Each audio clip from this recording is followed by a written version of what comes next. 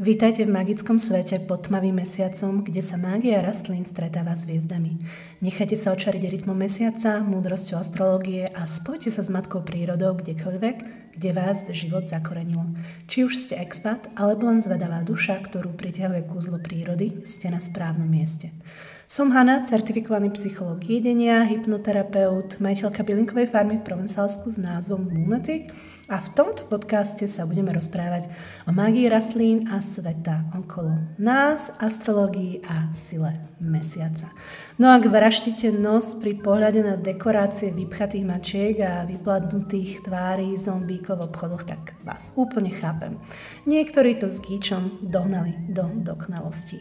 Prečo sú ale čarodejnice nadšené z oslavy Halloweenu a uškrňajú sa pri každom zachytotení plastovej tekvice?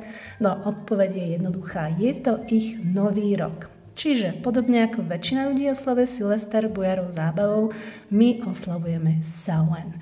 Takže Halloween, Samhain alebo dušičky. Samhain je 31. oktobra a je to tretí a zároveň posledný festival úrody. Sme na prahu zimy a všetko, čo na poliach počas roka rástlo, sa zdá byť mŕtve.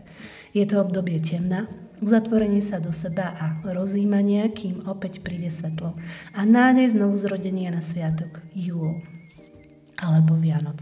V tomto období je prach medzi mŕtvými a živými najtenší a to, že nosíme masky, nám pripomína, že i my raz spočinieme v studenej zemi.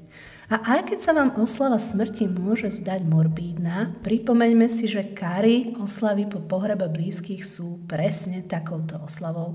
No a zároveň si pri oslovaní dušičiek Halloweenu alebo Samhain uvedomujeme, že bez smrti neexistuje život. No ak si chcete v tento sviatok uctiť svojich predkov, tak si pripravte ich fotografie a vystavte si ich niekam, môžete si urobiť oltár alebo môžete použiť ako oltár obyčajnú poličku. A typickými farbami pre dekorácie v tomto období je čierna, oranžová a fialová. No a môžete samozrejme pridať aj sušené kvety, kosti, tekvice. Netreba to samozrejme preháňať a v našej rodine samozrejme sú prípady, kedy moja dcéra chcela raz z obchodu odísť so spievajúcou ježibabkou. Ale nepodľahnite tomu. Alebo ak áno, tak je to vaša vec. No a jedlo na svete, respektíve na stole pri oslavovaní tohto sviatku, sa nesie v oranžových a červených farbách a typickým pokrmom sú jablká, varené víno, granátové jablká, pokrmy z tekvice a koreňovej zeleniny a dezerty od výmyslu sveta, zdobené všelijakými cukrovými kostričkami, paučinami z marshmallow alebo aj krvou z červenej repy. No a typickými sú aj pokrmy z mäsa, začína sa samozrejme polovačka a preto sa októbrový spln mesiaca volá lovecký. No a ak chodíte na cintoríny na dušičky, tak tento zvyk pochádza z pohanskej kultúry. V minulosti boli predkovia pozývaní na festivaly živých a sú tieto oslavy plné kvetov a jedla. Možno ste videli rozprávku Koko, takže isto viete, že tieto oslavy majú ďaleko od morbidnosti. No a jeden takýto festival sa každoročne koná v mestečku Barcelonet vo Francúzsku, o ktorom vám možno v budúcom podcaste porozprávam.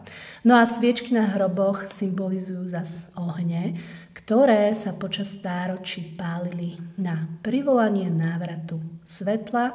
Opäť tento návrat svetla nastane pri oslave Júl, alebo na Slovensku, čo poznáme ako Vianoce.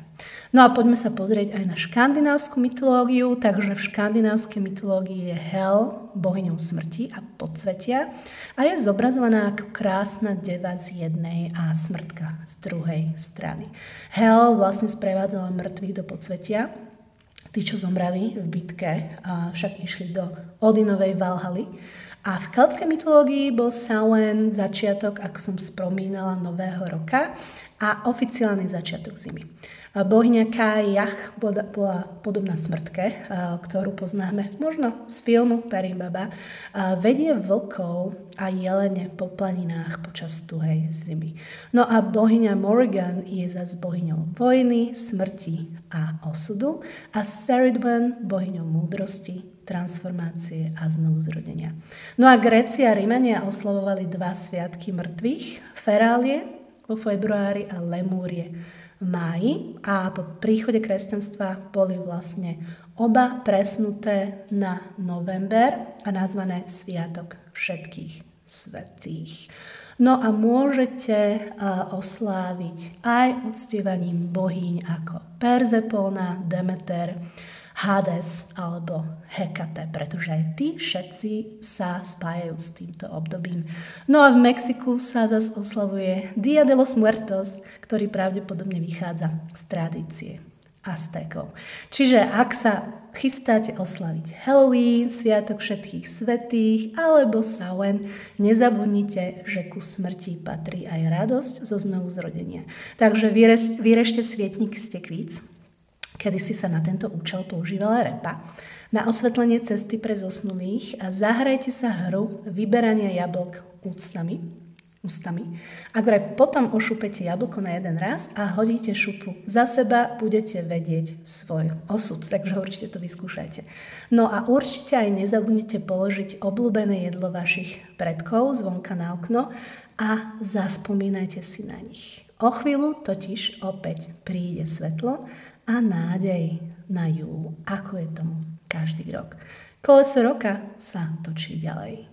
Takže to bola ďalšia epizóda podcastu Pod tmavým mesiacom. Ďakujem vám za počúvanie a ja sa zase ozvem na budúce.